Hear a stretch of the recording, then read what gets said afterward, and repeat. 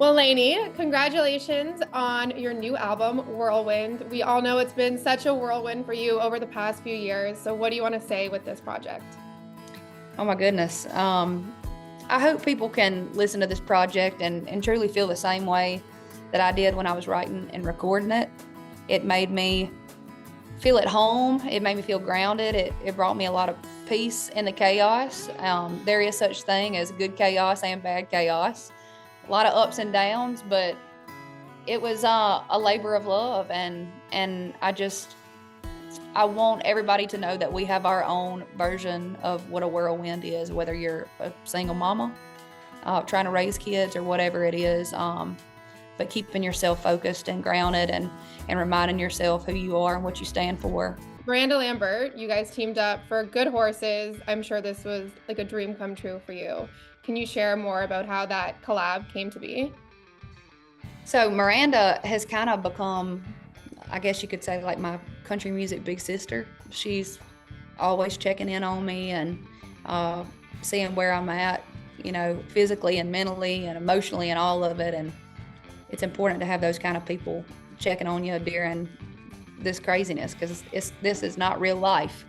And anyway, she called me one day and she's like, I want you to come out to the farm and I want to feed you. I want you to take a nap. And then if we have time to write a song, let's do it. So that's what happened. And I had this idea for a while, and a lot of people had actually passed on it. But her and I both, we love the Western way of life. We love anything to do with that. And we're both kind of the type of women that can't be held down. We've got those gypsy souls, I guess you could say. And but we know the importance of home, and we know that home is where the heart is, and that's what the song's about. Now, Miranda recently wrapped her Las Vegas residency. Is that something you'd ever consider doing? I would. Yeah. I don't think anytime soon. I think we've got like a lot more ground to cover before I want to stay in one place for a little bit, but I can definitely see myself doing something like that in the future. I'll be there. Come on. Another great story is 4x4 by You. I know that's a very personal one for you, very vulnerable on that song. So who inspired this one? My boyfriend, Duck. I'm definitely trying to keep my people close during a time of my life that is changing a lot. And yeah, he's my cheerleader and my best friend. And yeah, 4x4 by You, I'm getting to sing about love, really like genuinely sing about love for the first time, and that feels good. Did he know that song was coming, or did you kind of just surprise him with it? He knew he heard it actually the day that we wrote it, and he was like, this song, he's like, not just because it's about me, but this song is great. So he's been a fan of it for a while. I love it. Do you turn to him for advice on other songs too? I do. He's actually got a really good ear. And that's one of the first things that we bonded over. We had very similar taste in music. We both love Eric Church. Yeah. And and he'll kind of introduce me to artists, like even this artist named Zach Top, who's on the road with us now. He's the first one to tell me about him. So I trust his opinion when it comes to good music. He's got good taste. I was gonna say, it sounds like he has great taste. You're also on Post Malone's country album. What do you love so much about him?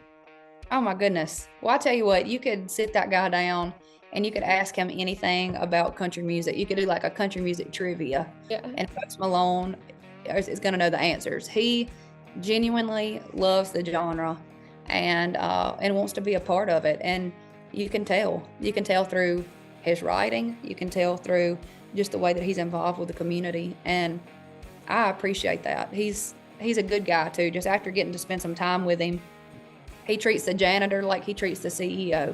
Oh. And that says a lot about somebody. Mm. What's your favorite memory about hanging around with him?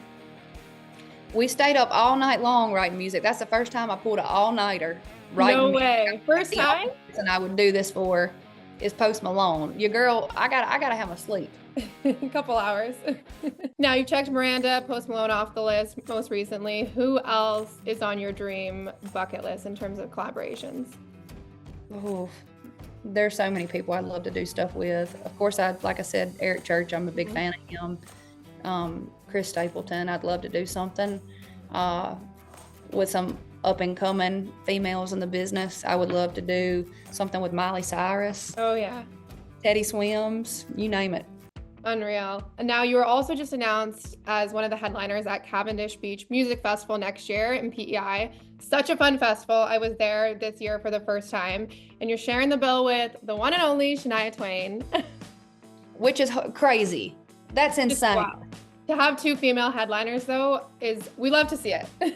That is absolutely insane. If you would have told me that when I was 6 or 7 years old, jumping on the bed, acting like I was Shania Twain, I'd tell you were crazy. So that's one of those pinch me moments for sure.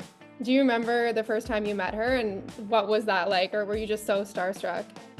Oh my goodness. I got to actually get to know her a little bit more during Grammy week this past year. Right. And got to just talk to her, and she was so just supportive and like lifted me up and encouraged me. You could just tell that like she's been through a lot in the industry, and I try to make sure that I lean on people like her to ask questions and make sure that I'm making the right decisions, you know? Mm-hmm. Another person that you've been super close with, Mr. Luke Combs. A lot of people probably don't realize you guys go way back to 2013, you know, writing songs in your camper trailer.